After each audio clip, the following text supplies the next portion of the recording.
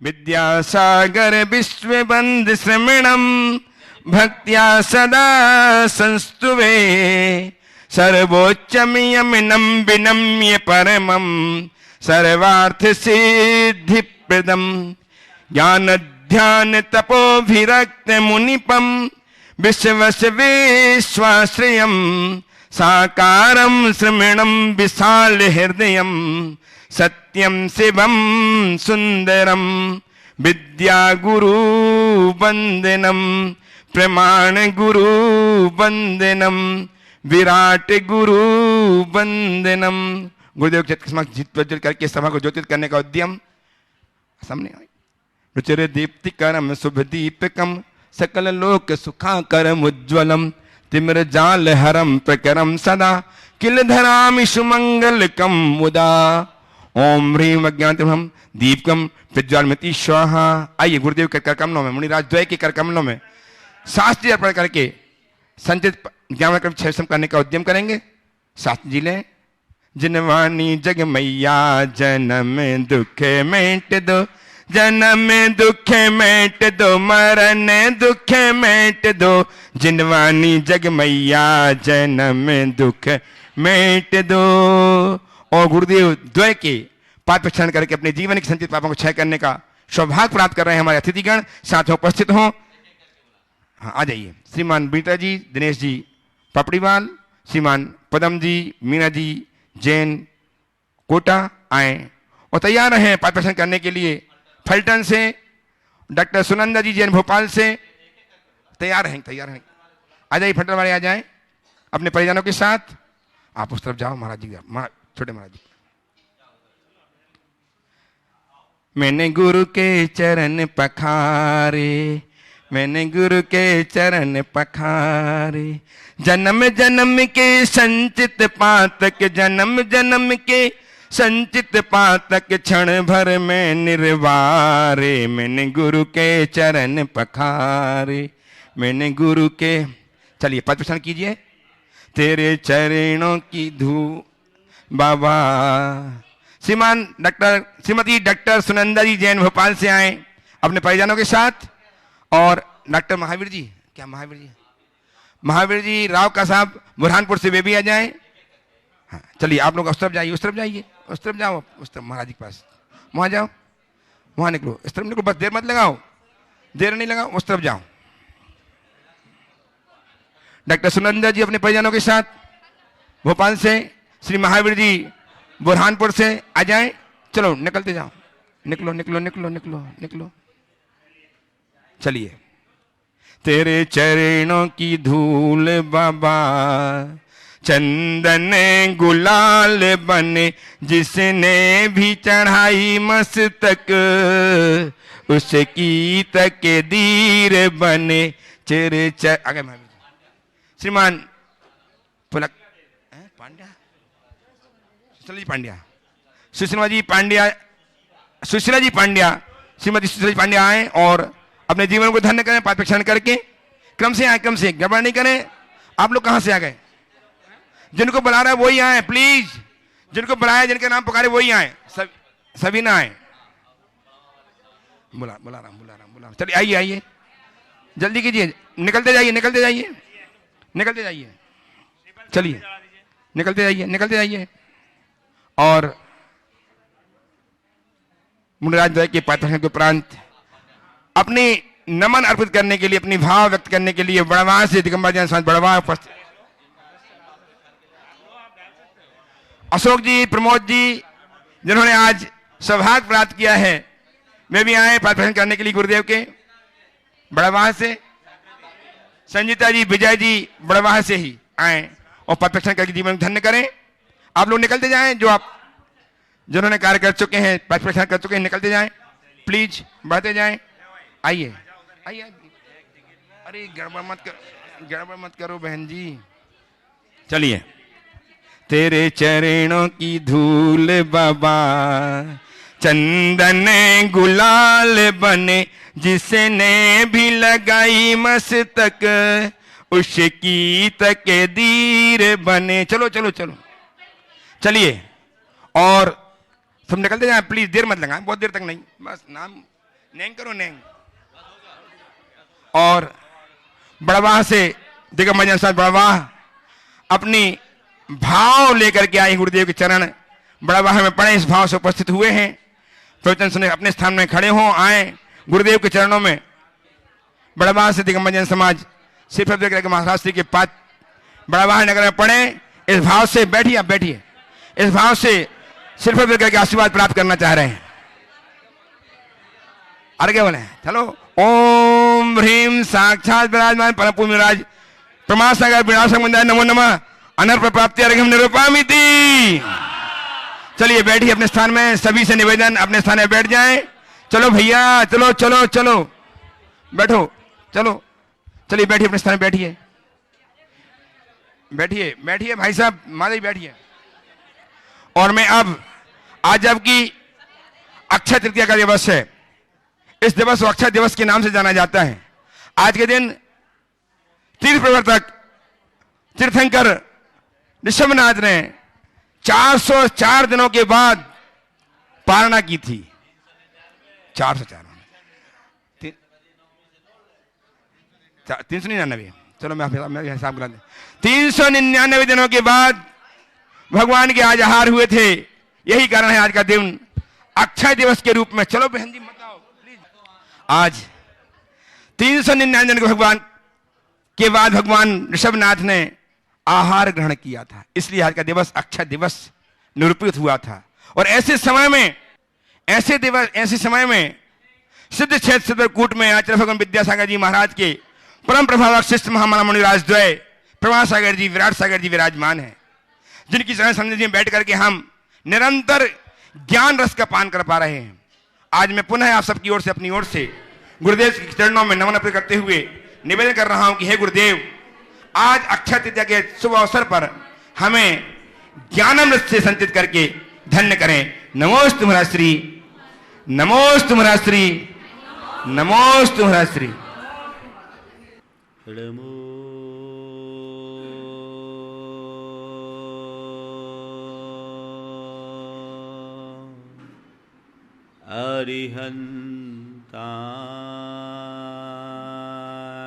अरिहन्ताणम्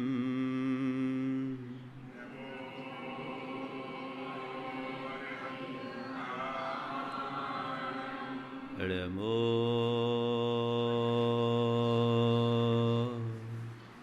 सिद्धाणम्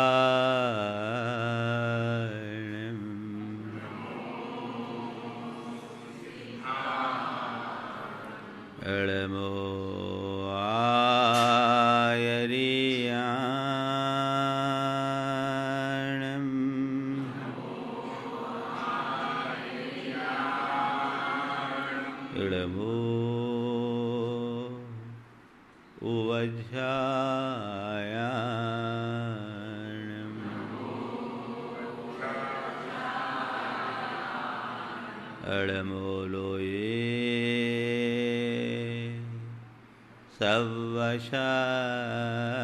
सवशाहुनम्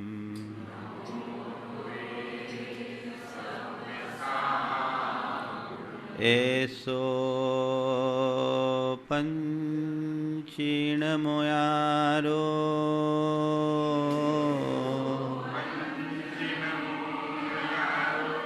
सवपावपणाशिनो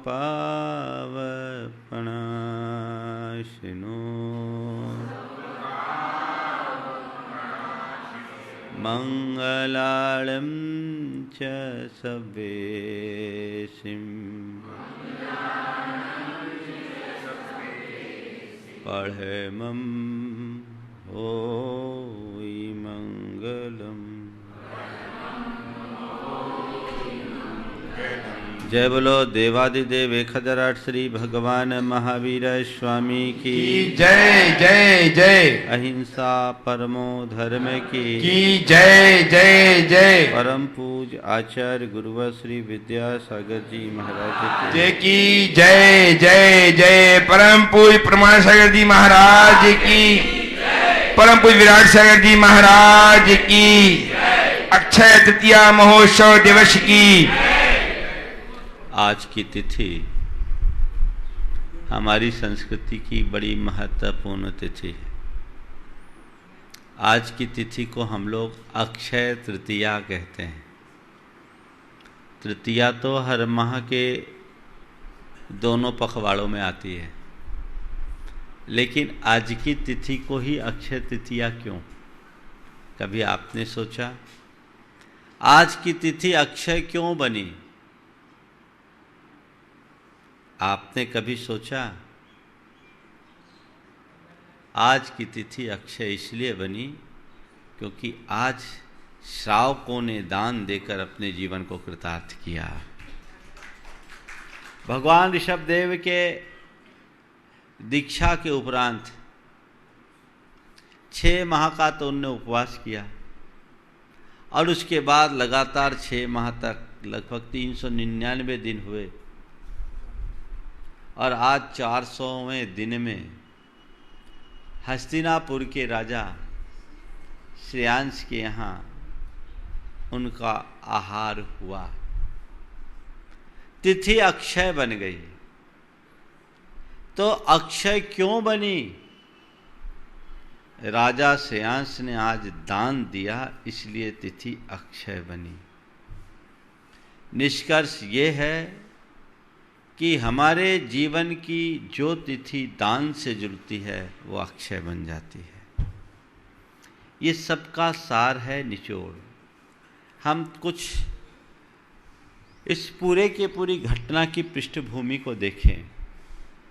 भगवान ऋषभदेव ने दीक्षा ली, 6 महीने तक तो उनने तप किया, उसके बाद रोज आहार के लिए निकले। उन्हें आहार नहीं मिला। क्यों नहीं मिला? लोग देना नहीं चाहते थे इसलिए? भगवान लेना नहीं चाहते थे इसलिए? क्यों नहीं मिला? भगवान लोग देना भी चाहते थे, अब भगवान लेना भी चाहते थे। अगर लेना नहीं चाहते तो निकलते क्यों? लेकिन फिर नहीं मिला। क्यों? देना जानते नहीं थे। क्या? देना जानते नहीं थे। आहार की विधि नहीं जानते थे। लोग निधियां दिखा रहे थे, पर भगवान को अपनी विधि से प्रयोजन था। जानते नहीं थे तो भगवान ले कैसे? भगवान तो अपनी संयम की मर्यादा में बंधे हुए थे। और ये सौभाग्य किसको मिला? राजा श्रेयांश को। भरत चक्रवर्ती को भी नहीं मिला, अन्यों को भी नहीं मिला। क्यों नहीं मिला? और श्रेयांश को क्यों मिला? श्रेयांश को क्यों मिला? आप लोग कहते राजा श्रेयांश को सपनों दीनो। उनको सपना आया। क्या सपना आया? श्रीमती की पर्याय में मुनि राज को हार दिया। वो संस्कार याद आ रहा है कि मुनि महाराज को आहार देने की विधि ये है। परिणाम स्वरूप राजा श्रेयांश कृतार्थ हो गया। उनने भगवान को पड़गा करके आहार करा दिया। इसका मतलब आप सब जानते हैं। शुभ भाव से दिए गए दान का संस्कार जन्मांतरों तक साथ जाता है। ये बात गांठ में बांध कर रखिए। श्रीमती की पर्याय में 10 भाव पहले दिए गए दान का असर आज मिल रहा है। और राजा श्रेयांश ने एक इतिहास की रचना कर डाली, अद्भुत इतिहास की रचना जो कोई नहीं कर सका। सच्चे अर्थों में देखा जाए तो आज की तिथि में दान तीर्थ की प्रवृत्ति हुई। एक बात ध्यान रखना, पहले दान तीर्थ का प्रवर्तन होता है, तभी धर्म तीर्थ का प्रवर्तन होता है। क्योंकि जो देना नहीं जानता वो धर्म भी नहीं जान सकता। जब तक दान की परिपाटी है तभी तक धर्म की परिपाटी चल सकती है, और कोई दूसरा रास्ता नहीं। सभी तीर्थंकरों ने पहले दान लिया, बाद में उपदेश दिया। केवल ज्ञान के पूर्व किसी तीर्थंकर भगवंत का कोई उपदेश नहीं मिला। उन्होंने केवल ज्ञान के बाद ही धर्म तीर्थ की प्रवृत्ति की, लेकिन श्रावकों का दान तो हर तीर्थंकरों ने लिया है। ये तो हुआ है कि अनेक महान आत्माओं ने बिना आहार किए मोक्ष पा लिए, लेकिन तीर्थंकरों के साथ ऐसा नहीं हुआ। वे तुम्हारा उद्धार करके ही यहां से गए। ये सौभाग्य है श्रावकों का। आदि पुराण में इस पूरे प्रकरण को जब भगवान का आहार हो गया, भरत चक्रवर्ती को खबर मिली, गदगद भाव से पहुंच गया। उसने राजा श्रेयांश को जो कहा, उसकी जो स्तुति की है, वो बहुत ध्यान देने लायक है। उसने कहा, भगवान में पूज्योसी कुरुराज त्वमद्यनः, तुम दान तीर्थ कृच्छयान महापुण्य भागसी। हे राजा श्रेयांश, तुम्हारे पुण्य की महिमा का मैं क्या बखान करूं। तुम तो आज हमारे द्वारा भगवान की तरह पूज्य हो गए। कौन बोल रहा है? चक्रवर्ती भरत। भगवान भी पूज्योसी कुरुराज्य त्वमद्यनः, तुम दान तीर्थकृत, तुम दान तीर्थंकर हो, महान पुण्य भाग हो। इसी प्रकरण में हरिवंश पुराण में और एक कदम आगे बढ़ गया। अभ्यर्चिते दिवानाथे तपो वृद्धे वनम गते, दान तीर्थ करम देवासाभिषेक मपूजियन। जब देवताओं ने भगवान की पूजा कर ली, आहार के बाद पंचाश्चर्य की वृष्टि हुई, भगवान की पूजा हो गई। अपनी तप की वृद्धि के लिए जब भगवान वन को चले गए, तो सारे देवताओं ने दान तीर्थंकर स्वरूप श्रेयांश को नहला दिया और उसका खूब सत्कार किया, उसका खूब पूजन किया, यानी सत्कार किया। साभिषेक मपूजियन, यानी एकदम नहला दिया उसको। ये महिमा है दान की। इससे हमारा मार्ग चलता है, इसके बिना मार्ग नहीं चल सकता। इसलिए आज की तिथि में श्रावकों को दान की महिमा समझते हुए अपने जीवन में इसे जोड़ने का पुरुषार्थ करना चाहिए। बंधुओं, दान के संदर्भ में दो बातें आती है, एक पात्रदान और दूसरा करुणादान या अन्य प्रकार का दान। पात्रदान की हमारे यहाँ सबसे ज़्यादा महिमा है और ये कहा गया कि प्रत्येक व्यक्ति को पात्रदान देना चाहिए। एक बार मैंने पात्रदान पर चर्चा की। एक सज्जन जो जैन नहीं थे, श्वेतांबर थे, उन्होंने वहाँ के थे, आपके जैसलमेर के। उन्होंने आकर के मुझे कहा कि महाराज जी, आपने पात्रदान की चर्चा की, मैं उससे प्रभावित हुआ, मैंने सोचा पात्रदान करूं। तो मैंने अपने साधु महाराज से पूछा कि महाराज पात्रदान क्या होता है? तो उनने कहा बाजार से जाके कुछ पात्र खरीद लो और दान कर दो। ऐसा पात्रदान नहीं। पात्र कौन? जो तुम्हें पार लगाए। किसको बोलेंगे? जो पार लगाए वो पात्र। हमारे यहां साधु महात्माओं को पात्र कहा, रत्नत्रय के धारियों को पात्र कहा, एलक क्षुलक कारिकाओं को पात्र कहा, व्रती श्रावकों को पात्र कहा। जो खुद रत्नत्रय का पालन करते हैं और औरों को पालन करने के लिए रास्ता दिखाते हैं, वे सब पात्र हैं, सुपात्र हैं। उस पात्र को तुमने दान दिया तो एक प्रकार से रत्नत्रय का दान दिया। किसका दान दिया? क्यों? हमारी गाड़ी तो टॉप की है, पर बिना ईंधन के चलेगी कैसे? मर्सिडीज भी हो और उसमें फ्यूल ना हो तो कितना भी उच्च साधक है, गाड़ी चलाने के लिए ईंधन की जरूरत तो पड़ती ही है। तो तुम्हारे ईंधन से साधु की गाड़ी चलती है, इसका तात्पर्य तुम्हारे आहार से हमारा रत्नत्रय पलता है। इसलिए कहते हैं कि आहार दान नहीं, वो रत्नत्रय का दान है। और इसी के बदौलत श्रावक का जीवन कृतार्थ होता है, इसी से उसका जीवन कृतार्थ होता है। वो अपने संपूर्ण जीवन को कृतार्थ कर लेता है। आचार्य समंत भद्र महाराज ने इस संदर्भ में लिखा है कि ग्रह कर्म नाप निचितम कर विमार्ष्टि खलु ग्रह विमुक्ता नाम अतिथि नाम प्रति पूजा रुधिर मलम धावते वारी।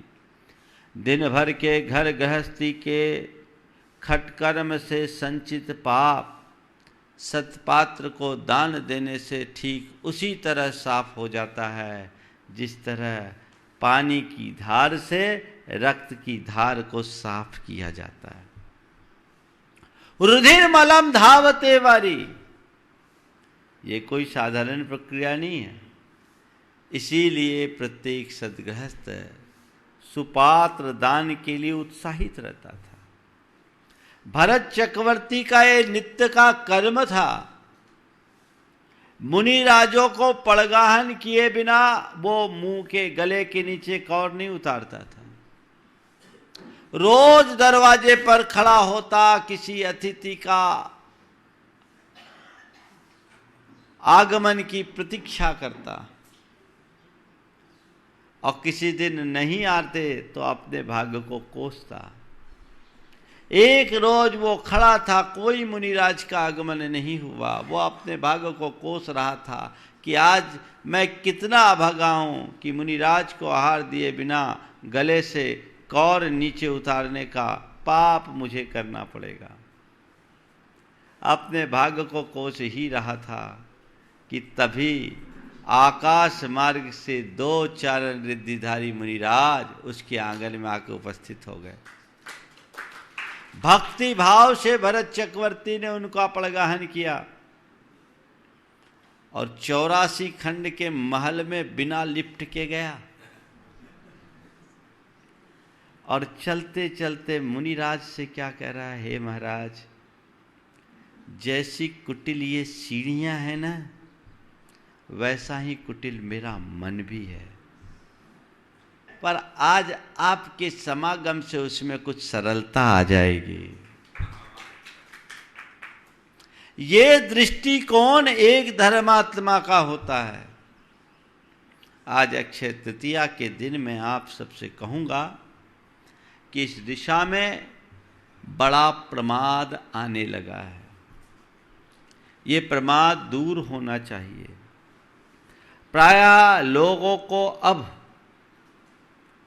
आहार दान आदि की क्रिया में बड़ी झंझट दिखने लगी है।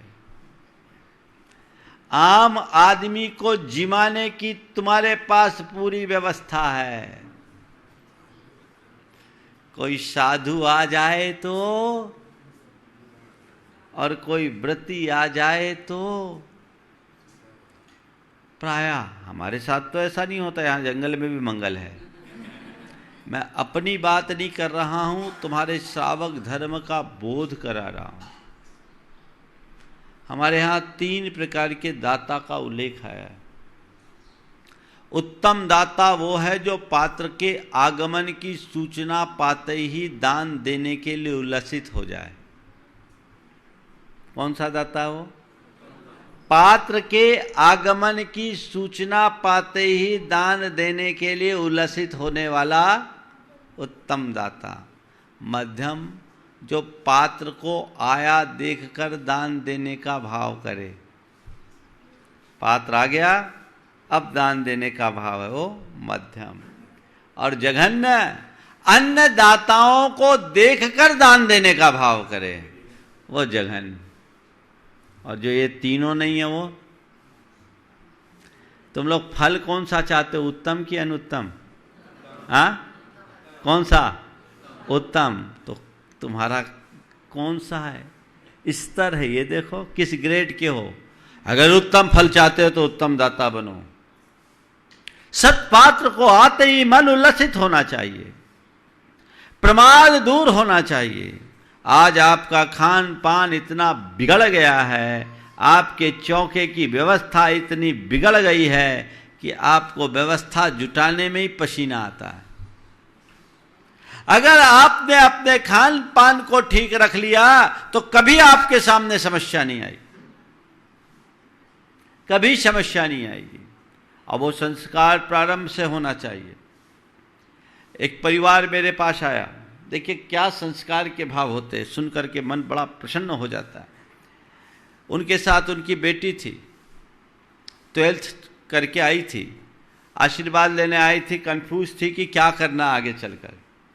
तो जो कुछ करना वो मैंने मार्गदर्शन दिया, ठीक है, पर मैंने ये कहा कि ये बताओ घर के कार्यों में रुचि है कि नहीं? बोले रुचि है। मैंने कहा कुकिंग में इंटरेस्ट है? बोले महाराज पूरा है। बोले क्या? बोले बिल्कुल, मैंने मम्मी से कह दिया और आपसे कह रही हूँ महाराज, कल मैं पढ़ लिख करके कहीं बस जाऊं और वहाँ किसी त्यागी व्रती को भोजन करना हो तो हमें खबर देना, मुझे उल्लास होगा कि मैं त्यागी व्रती का भोजन बना सकती हूँ।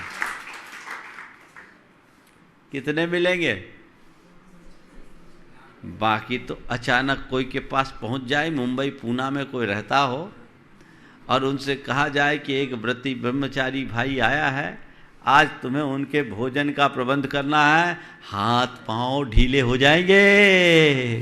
और ये क्या होगा, है ना? यही सुधार होना चाहिए।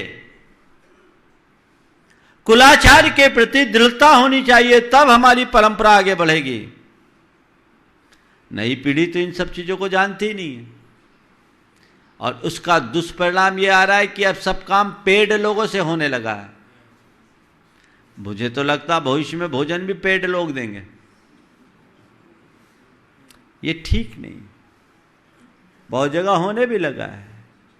अपना द्रव्य लगाकर अपनी तैयारी करो, घर की ऐसी सुचारू व्यवस्था करो कि तुम्हें कभी कठिनाई ना हो। और उसका एक रास्ता बता दूं, कुछ नहीं, कम से कम पखवाड़े में 2 दिन या 1 दिन शुद्ध भोजन करने का नियम बना लो। अष्टमी 14 को या चतुर्दशी को मैं शुद्ध भोजन करूंगा। घर की व्यवस्था अपने आप सुधर जाएगी, कोई भारी काम है क्या? 1 दिन शुद्ध भोजन करूंगा, सारी व्यवस्थाएं अपने आप ठीक हो जाएगी। आजकल सब चीजें डब्बा बंद। अरे महाराज, अब तो डब्बा बंद का भी खेल खत्म हो गया, हम लोग तो सब रेडीमेड मंगाने लगे। अब तो सीधे ऑनलाइन बोलते हैं, टिफिन आ जाता है। ये जो प्रक्रिया है, ये प्रक्रिया बहुत गड़बड़ है, हमें इसे दूर करने की जरूरत है, इसे ठीक करने की जरूरत है। पात्र दान, आहार दान, औषधि दान, उपकरण दान और आवास दान, ये 4 प्रकार के दान का विधान है। कौन कौन सा? आहार दान, औषधि दान, उपकरण दान और आवास दान।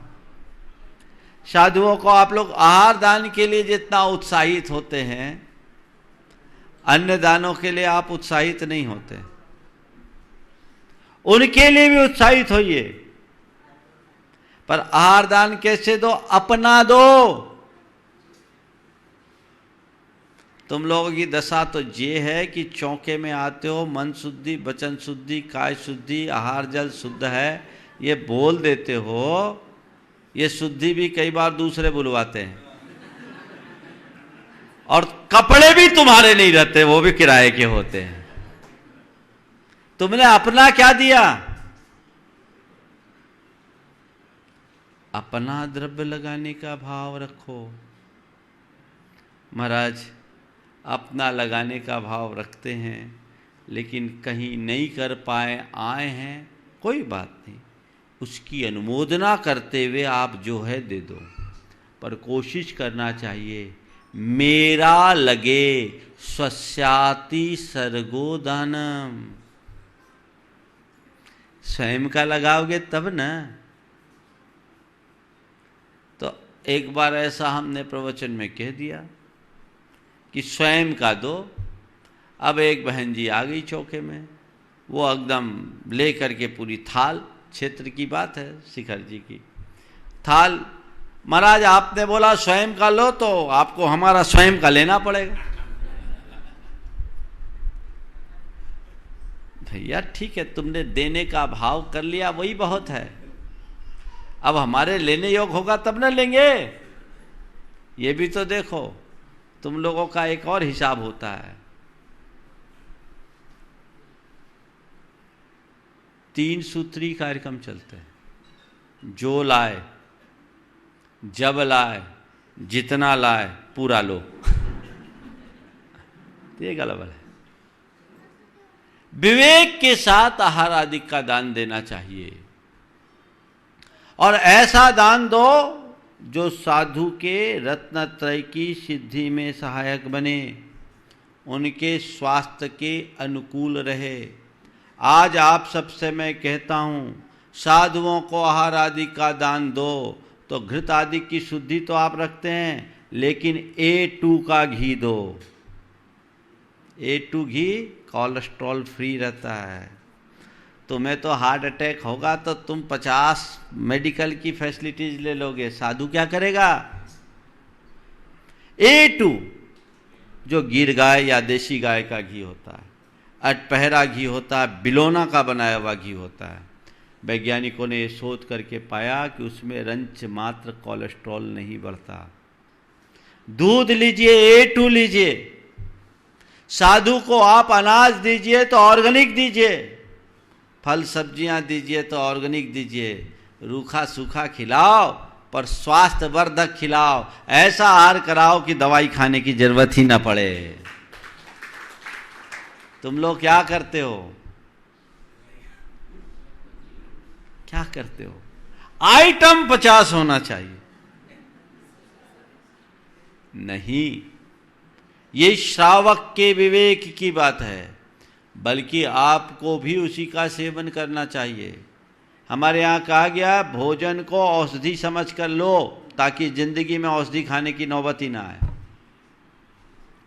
ये श्रावक का अपना विवेक होता है कि क्या ले, कैसा ले, कब ले, कितना ले। तत्वार सूत्र में एक सूत्र आया है, विधि द्रव्य दात्री पात्र विशेषा तद विशेष। 4 जन दान दे रहे हैं, सबको एक सा फल नहीं मिलेगा। कैसे मिलेगा? विधि की विशेषता से, द्रव्य की विशेषता से, दाता की विशेषता से और पात्र की विशेषता से दान के फल में विशेषता आती।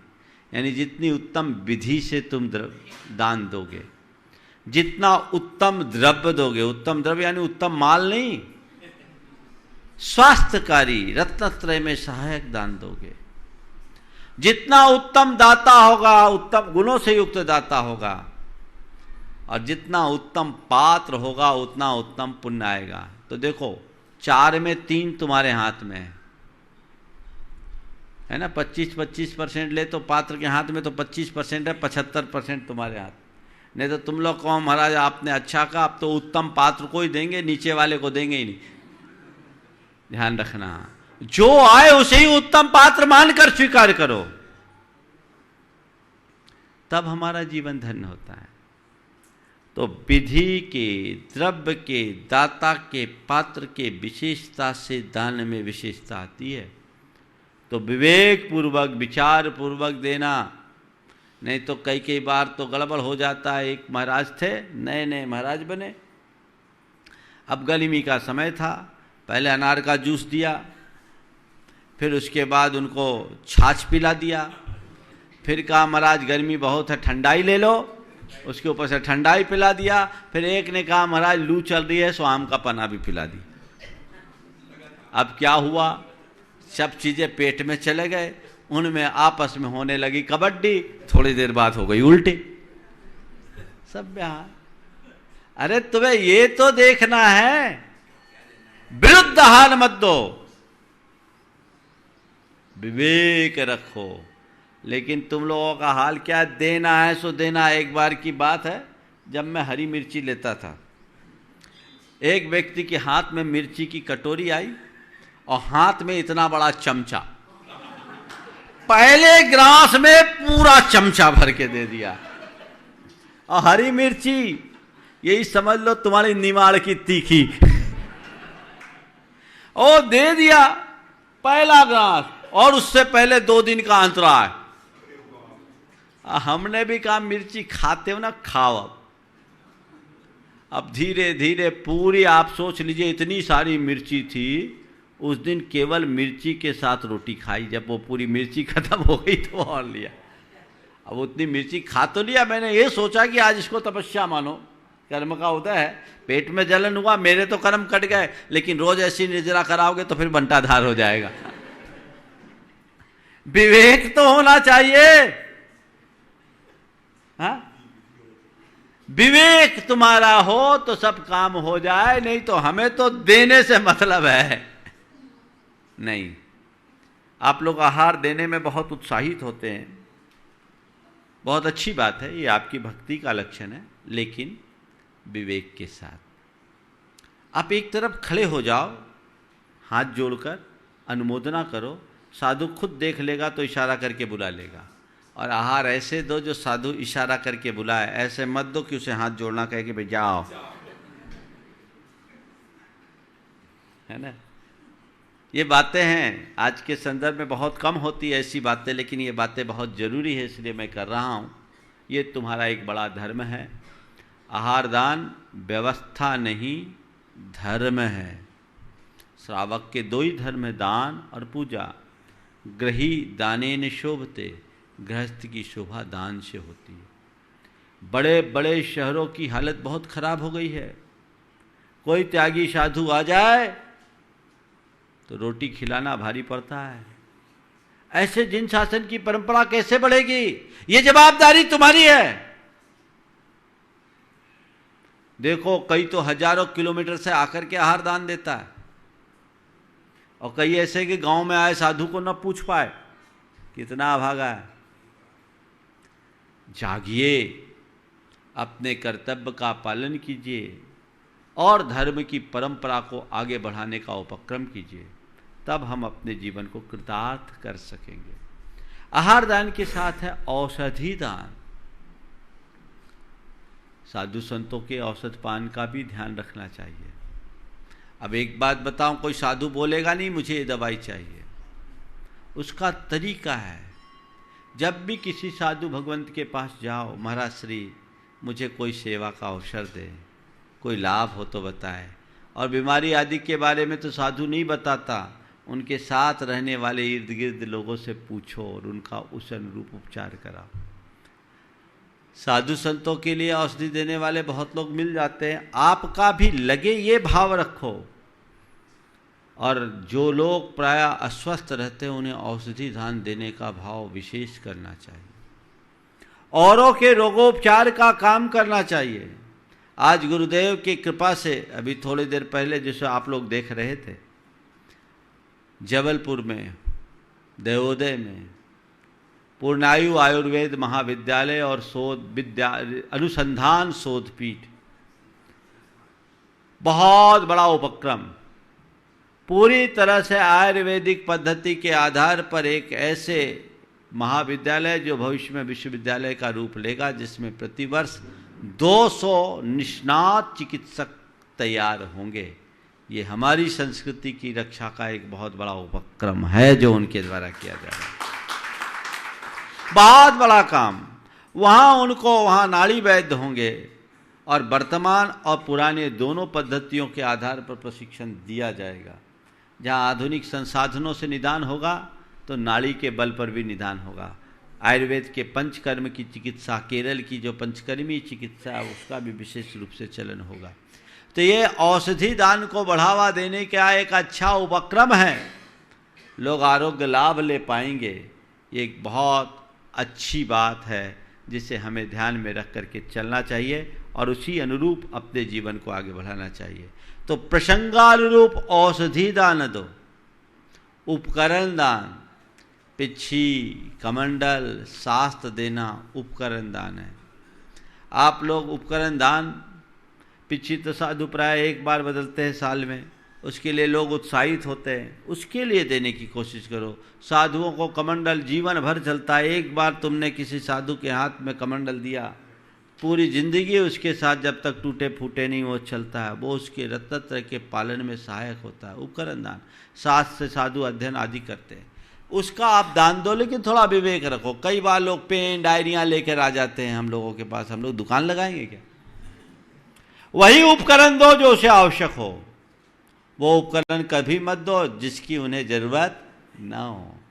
पूछ लो। अब पुस्तकें भी ले आते हैं, ग्रंथ भी ले आते हैं, हम जिसको पढ़ते नहीं वो हम लेते नहीं।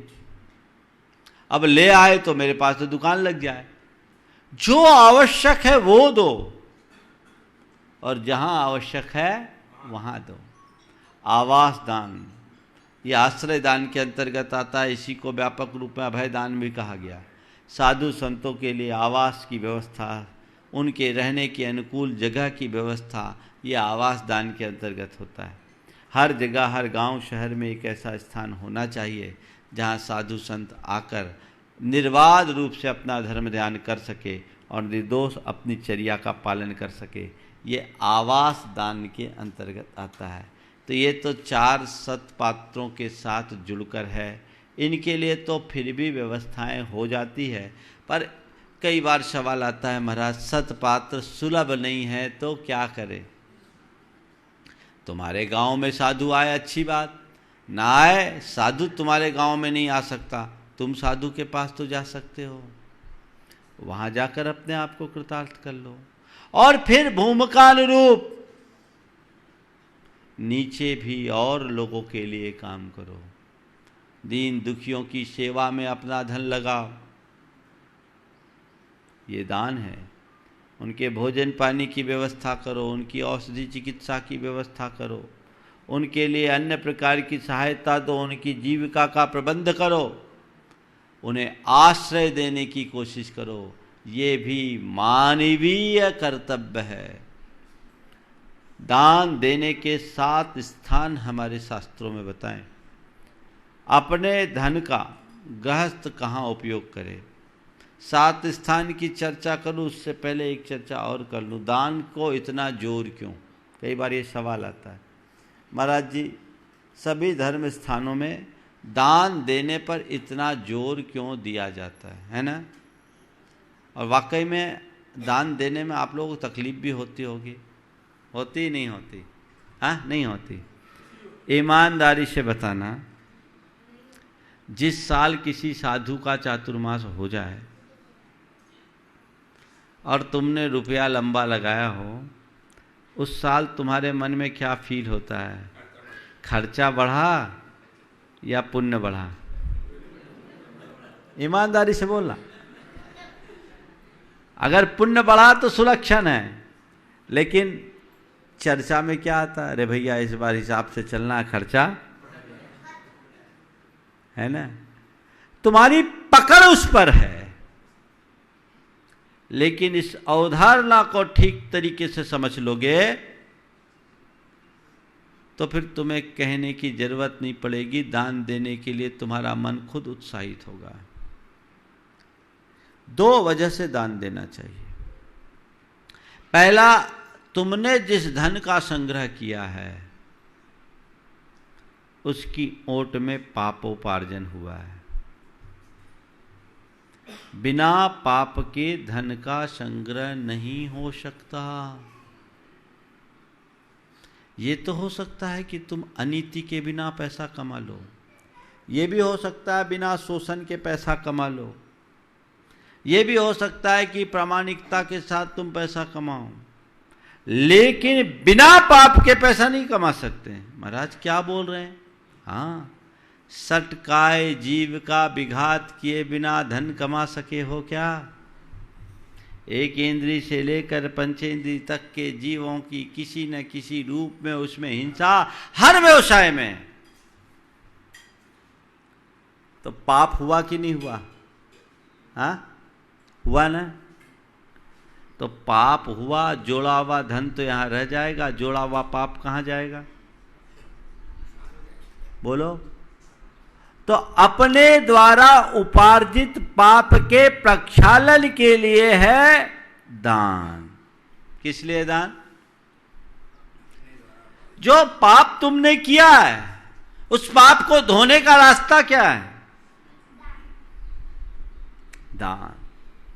यदि ये बात तुम्हारे मन में बैठ जाए कि मैंने जो किया इसमें पाप है, तो दान करने के लिए तुम्हारे मन को उत्साहित करने की जरूरत नहीं होगी, ठीक खुद करोगे। नहीं भैया, ये तो करना ही चाहिए, धन तो यहीं धरा रह जाएगा, पर ये पाप जन्मांतरों तक मेरा पीछा करेगा, मुझे बचना है, सावधान होकर के चलना है। ऐसा मनोभाव जिसका जगता है वो जब भी मौका आता है अपने द्रव्य का सदुपयोग करने के लिए उत्साहित बना रहता है। दूसरा, धन को नश्वर मानो। आज है, कल रहे न रहे, कोई भरोसा नहीं। बड़े बड़े धनपति आज सड़क पर आ गए और कल तक जो सड़क पर घूमते थे आज बड़े धनपति बन गए। ये समय का चक्र है, इसलिए धन का सदुपयोग करो। सदुपयोग करने की दृष्टि से दान करने का विधान है। इन दोनों दृष्टियों से यदि हम दान करते हैं तो वो हमारे कल्याण का विशेष निमित्त बनता है। उसके अनुरूप हमें अपनी चर्या और क्रिया करनी चाहिए। 7 स्थानों पर दान का विधान है। जिनबिंब, जिनागार, जिन यात्रा प्रतिष्ठिकम, दान पूजा सिद्धांत सुसिद्धांत, लेखनम सप्त क्षेत्रियो। जिनेन्द्र भगवान की बिंब की स्थापना में, जिन मंदिर के निर्माण में, तीर्थ यात्राओं में, पंच कल्याणक आदि प्रतिष्ठाओं में और दान देने में, जिसमें पात्र दान और करुणा दान दोनों हैं, जिनेन्द्र भगवान की पूजा में और शास्त्र के प्रकाशन में। ये 7 ऐसे स्थान हैं जिनमें आप अपने द्रव्य को नियोजित करके जीवन को कृतार्थ कर सकते हैं। समय समय पर ऐसा प्रयास और पुरुषार्थ सभी को करना चाहिए और उसी अनुरूप अपने जीवन को आगे बढ़ाना चाहिए। समय हो गया है, महाराज श्री मंगल भावना सुनाएंगे। बोलिए परम पूज्य आचार्य गुरु श्री विद्यासागर जी महाराज की जय जय जय। परम पूज्य प्रमाणसागर जी महाराज की, परम पूज्य विराट सागर जी महाराज की जय जय जय। मंगल मंगल होय जगत में सब मंगलमय होय।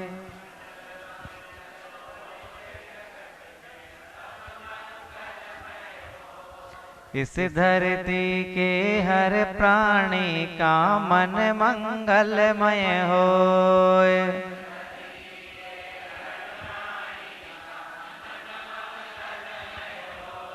कहीं क्लेश कालेश रहे ना दुख कहीं भी होय। क्लेश कालेश रहे ना दुख कहीं भी हो।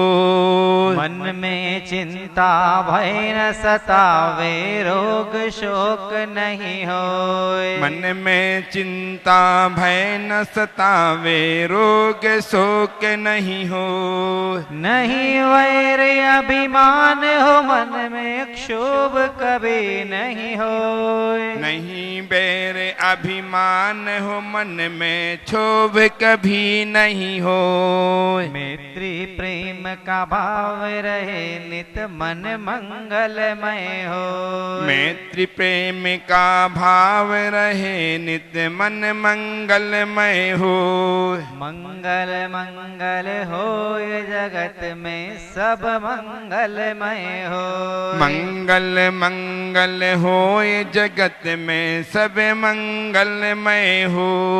इस धरती के हर प्राणी का मन मंगलमय हो। इस धरती के हर प्राणी का मन मंगलमय हो। मन का सब संताप मिटे और अंतर उज्ज्वल हो। मन का सब संताप मिटे और अंतर उज्ज्वल उज्ज्वल हो। राग द्वेष और मोह मिट जाए आत्म निर्मल हो। राग देश और मोह मिट जाए आत्म निर्मल हो। प्रभु का मंगल गान करे सब पापों का क्षय हो। प्रभु का मंगल गान करें सब पापों का क्षय हो। इस जग के हर प्राणी का हर दिन मंगलमय हो। इस जग के हर प्राणी का हर दिन मंगलमय हो। मंगल मंगल हो ये जगत में सब मंगलमय हो। मंगल मंगल हो ये जगत में सब मंगलमय हो। इस धरती के हर प्राणी का मन मंगलमय हो। इस धरती के हर प्राणी का मन मंगलमय हो। गुरु हो मंगल प्रभु हो मंगल धर्म सुमंगल हो। गुरु हो मंगल प्रभु हो मंगल धर्म सुमंगल हो। मात पिता का जीवन मंगल परिजन मंगल हो। मात पिता का जीवन मंगल परिजन मंगल हो। जन का मंगल गण का मंगल मन का मंगल हो। जन का मंगल गण का मंगल मन का मंगल हो। राजा प्रजा सभी का मंगल धरा धर्ममय हो। राजा प्रजा सभी का मंगल धरा धर्ममय हो। मंगल मंगल हो ये जगत में सब मंगलमय हो। मंगल मंगल हो ये जगत में सब मंगलमय हो। इस धरती के हर प्राणी का मन मंगलमय हो। इस धरती के हर प्राणी का मन मंगलमय हो। मंगलमय हो प्रात हमारा रात सुमंगल हो। मंगलमय हो प्रात हमारा रात सुमंगल हो। जीवन के हर पल हर क्षण की बात सुमंगल हो। जीवन के हर पल हर क्षण की बात सुमंगल हो। घर घर में मंगल छा जावे जन जन मंगल हो। घर घर में मंगल छा जावे जन जन मंगल हो। इस धरती का कण कण पावन औ मंगलमय हो। इस धरती का कण कण पावन और मंगलमय हो। मंगल मंगल हो ये जगत में सब मंगलमय हो। मंगल मंगल हो ये जगत में सब मंगलमय हो। इस धरती के हर प्राणी का मन मंगलमय हो। इस धरती के हर प्राणी का मन मंगलमय हो।